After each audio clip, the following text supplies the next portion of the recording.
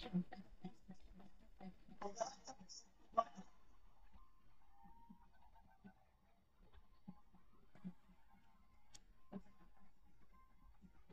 কামপুৰাপাত street হয়, তাতে আমি দিছিলোঁ। এইপিনৰ পৰা টিউশ্যন কৰি আছিলে, কিন্তু শনিবাৰৰ পৰা মানে কি কিবা কিবি মানে বেয়া মেছেজ কৰিব ধৰিলে ছোৱালীজনীক। আৰু লাষ্ট যোৱা মঙত 18 তাৰিখে তাইক মোক গোটেই কথাখিনি জনালে। এনেকুৱা মেছেজ কৰি থাকে, তেনেকুৱা ধৰণৰ কথা মই প্ৰেক্টিছ কৰে।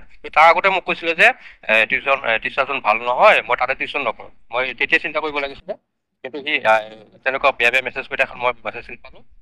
এতিয়া কথা হ'ল সি আমাৰ ছোৱালী বুলি নহয়, বহুতো কৰি আছে। আমি বহুত গাৰ্জেনে হয়তো এই কথাটো মানে মোবাইল থকাৰ কাৰণে ছাত্ৰী নিজৰ মোবাইল থকাৰ কাৰণে গাৰ্জেনক কোৱা নাই, কিন্তু তাই মোবাইল নাই কাৰণে আমি কথা আমাক ক'লে কথা আমি গম পালোঁ। গতিকে মই এটাই অনুৰোধ গাৰ্জেনক সতৰ্ক হ'ব দিছোঁ, এনেকুৱা টিউটৰ যাতে নপঠায়।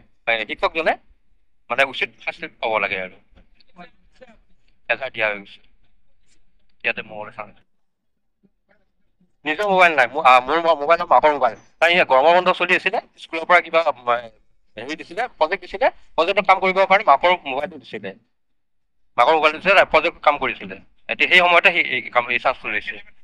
হয়, আজি থানা আহিব লগা হৈছে। আচলতে গোটেই দৰং জিলাখনকে এটা লজ্জানত কৰা ঘটনা। এই ক্ষেত্ৰত আমি নিশ্চয়কৈ অখিল ভাৰতীয় বিদ্যাৰ্থী পৰিষদৰ তৰফৰ পৰা আমি সৰব ভূমিকা পালন কৰি আহিছোঁ। অখিল ভাৰতীয় বিদ্যাৰ্থী পৰিষদৰ তৰফৰ পৰা এনেধৰণৰ ঘটনাক তীব্ৰভাৱে গৰিহণা দিয়া হৈছে।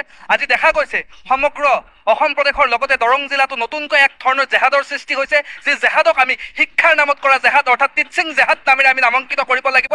যি জেহাদৰ জৰিয়তে কিছুমান জেহাদীয়ে, ইয়াত আমি নাম উল্লেখ কৰিব লাগিব এগৰাকী ভণ্ড শিক্ষকৰ, যিগৰাকী ভণ্ড শিক্ষকে টিউচনৰ চলেৰে আমাৰ ছাত্ৰ ছাত্ৰীসমূহক অৰ্থাৎ ছাত্ৰীসমূহক বিভিন্ন ধৰণৰ অশালীন মন্তব্য আগবঢ়াই আহিছে। তেওঁলোকক বিভিন্ন ধৰণে বিপথে পৰিচালিত কৰিবলৈ তেওঁলোকে বিভিন্ন ধৰণৰ ফেচবুকত মেছেজ পঠিয়াই আহিছে। এইগৰাকী শিক্ষকৰ নামটো আমি ইতিমধ্যে ৰাজহুৱা কৰিবলৈ বিচাৰিছোঁ, উজবেক ৰিজৱান